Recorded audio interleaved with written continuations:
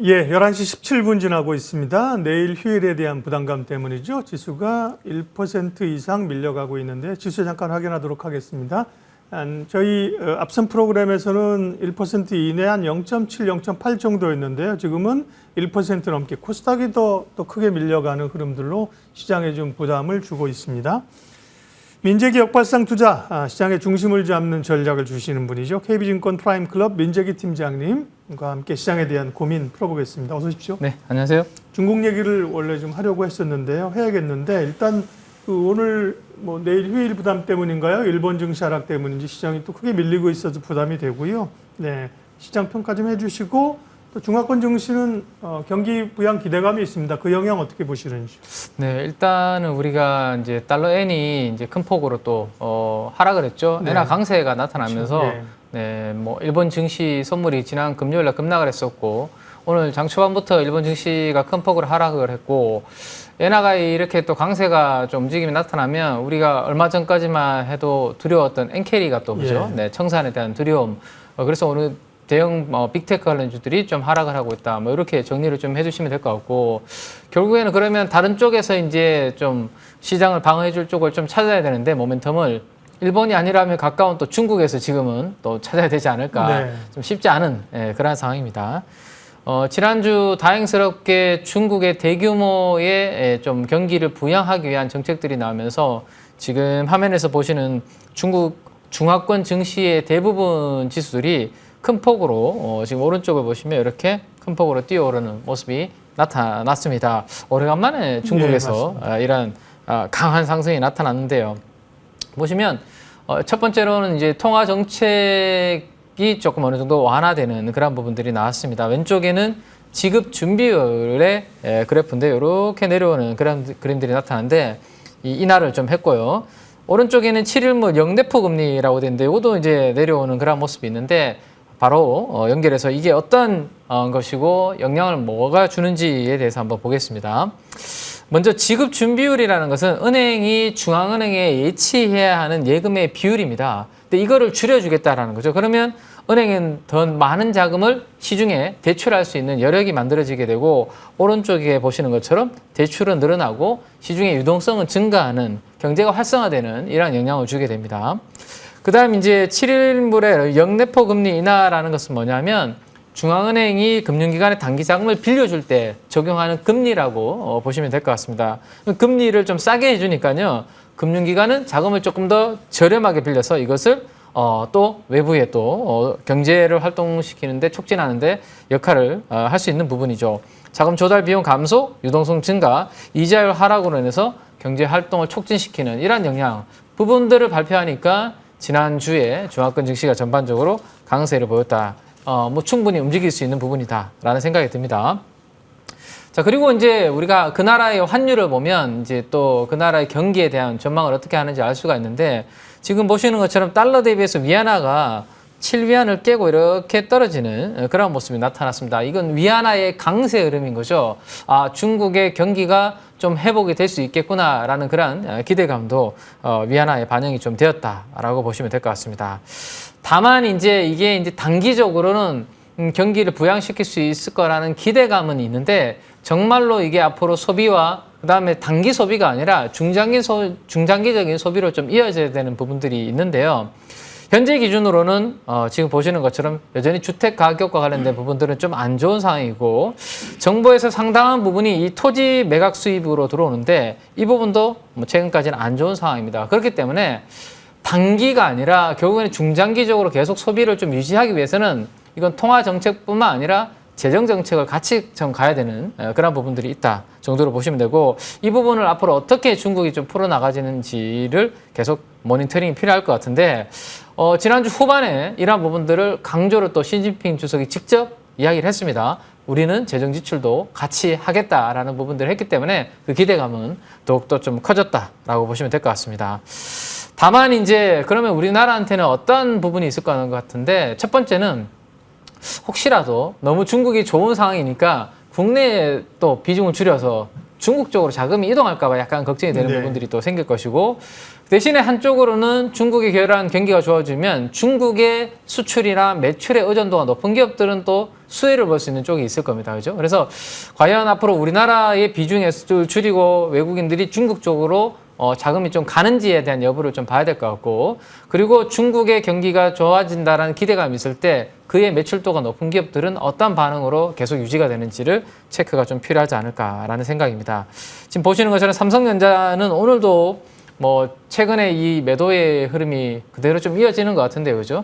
이 부분이 당분간은 계속 이어진다라면 쉽지 않은 환경, 우리 지수의 흐름을 만들어줄 것이다라는 생각입니다. 그러면 이 테크 관련된 부분들은 10월 달에 삼성전자의 실적 발표 모멘텀이 나오기 전까지는 결국에는 약간 소강 상태로 다시 좀 들어간다라면 단기적으로는 중국 관련주 중에서도 좀 안 오르고 좀 덜 오른 쪽으로 좀 봐야 될 필요가 있지 않을까. 예. 네, 이렇게 정리를 좀 해드리겠습니다. 중국의 경기 부양은 고민은 있지만 이번에 좀 기대해 볼 만하죠. 이제 미국이 50bp 비컷을 하면서 중국도 운신에 네. 좀 폭이 생겼거든요. 기대감을 가지고 결국 그러면 중국 회복이 어느 섹터에 관심을 가질 것이냐가 가장 관건인데 네. 화장품 이런 게 이제 제일 먼저 반응을 움직였죠. 했었고요. 오늘 팀장님께서는 이제 네. 의류주하고 화학주하고 네. 두 개 섹터를 분석해 주실 건데요. 체크 포인트 또 관심 기업 알려주십시오. 네, 일단은 화장품이 가장 세게 네. 먼저 움직였던 것 같습니다. 지난 2분기 실적에서 화장품 관련주 내에서도 차별화를 보였던 이유가 미국이나 일본, 뭐 동남아 기타 지역의 매출도가 있는 기업들은 실적 잘 나오면서 그렇죠. 움직임이 좋았는데 네. 중국에 대한 의존도가 좀 높은 기업들은 별로 안 좋았었죠. 아무리 퍼시픽, 네, 아무리 퍼시픽이나. 그죠? 네, 근데 이제 이게 달라지는 흐름이 만들어지고 있습니다. 그래서 먼저 움직였고 네. 대표적으로 진짜 어느 정도 여유가 생길 때 우리가 구매하는 게 옷입니다. 그죠? 화장품은 우리가 매일 발라야 되기 때문에 그렇죠. 네, 써야 되는데 옷은 조금 이제 여유가 있을 때 사게 되는데요. 그러면 이 분위기가 형성이 되었을 때 의류 관련주까지도 본다라면 대표적으로 중국 관련해서 의류라면 우리가 옛날부터 많이 트레이딩을 했던 종목은 FNF죠. 네. 그죠? 예. 네, 많이 FNF 빠졌어요, 요즘. 많이 예. 빠졌고 연초 대비해서도 아직도 마이너스 27%, 지난주 금요일 종가 기준입니다. 네, 이런 흐름을 기록하고 있는데 저는 이제 FNF도 좋겠지만 상대적으로 사실 저희가 한 1, 2주 전에 제가 경영권 분쟁과 관련된 이야기를 준비해봤다가 시간 관계상 못한 적이 있죠. 맞아요. 예. 그때 종목이 바로 브랜드 엑스 코퍼레이션이라는 예. 그 종목 자료였는데 요 정도 오늘 정리를 좀 해드리도록 하겠습니다. 자, 일단 룰루레몬이라는 회사가 미국의 이 우리 레깅스죠. 네. 네. 요가복이라든지 네, 네, 네. 필라테스 가장 좀 좋은 옷이라고 우리가 알고 있는데 이게 가성비에서는 우리나라가 꽤 괜찮게 먹히고 있는 것 같아요. 그러니까 화장품도 사실은 가성비 쪽에서 우리나라 화장품 브랜드, 그렇죠. 인디 브랜드들이 잘 되고 있는데 이 레깅스 같은 이제 에스레저 쪽에서도 마찬가지 그림인 것 같아요. 최근에 한번 수익률을 한번 비교해 보시면 룰루레몬은 27%가 하락하는 동안 잭시믹스라는 브랜드를 가지고 있는 브랜드 엑스 코퍼레이션의 주가는 100% 정도 이렇게 상승하는 모습, 차별화된 그런 그림을 보여주고 있는데 모멘텀은 이겁니다. FNF가 과거에 중국에서 확장이 되면서 주가가 올랐던 때 우리가 여의도에서 어떤 부분을 했냐면 중국의 매장을 몇 개를 여는지 매장 오픈할 때마다 계단식으로 올라가는 그런 그림이 나타났었거든요. 네.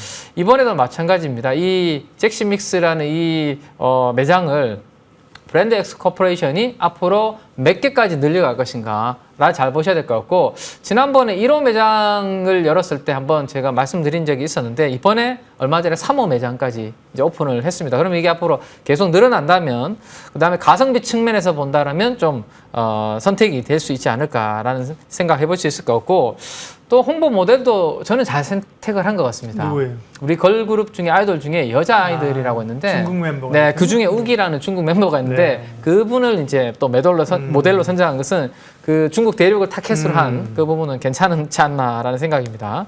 걸그룹도 많이 하시네요. 네, 관심이 좀 있습니다.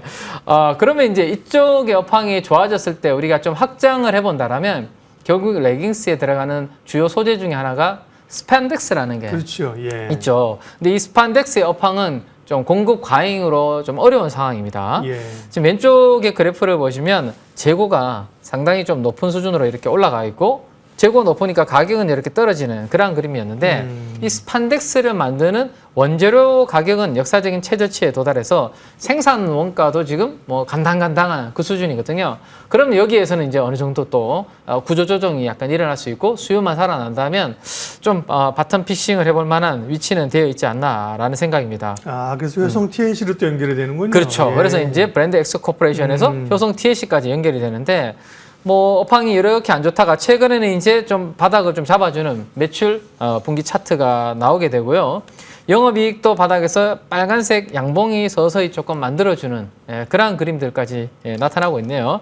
그다음 이제 재무지표를 보시면 매출액 증가율보다 영업이익 증가율이 이렇게 뛰어넘는 모습들을 만들어지고 있는 상황입니다. 그래서 지금 업황은 별로 아직까지는 안 좋지만 그렇기 때문에 PBR 밴드 기준으로는 역사적인 바닥에 놓여 있기 때문에 이 부분들을 같이 한번 체크를 해보시면 좋을 것 같습니다. 다만 단기적으로 지금 화장품도 그렇고 뭐 카지노도 그렇고 중국에 코가 걸려 있는 기업들은 이미 지난주에 좀 오른 부분이 있죠.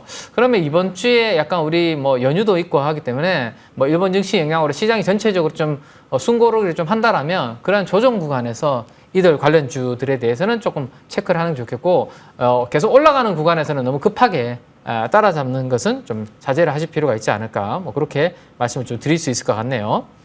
네. 할 얘기는 또 있는데 여기까지 네. 종목에 여기까지 하면 되겠죠. 네, 오늘? 예. 네.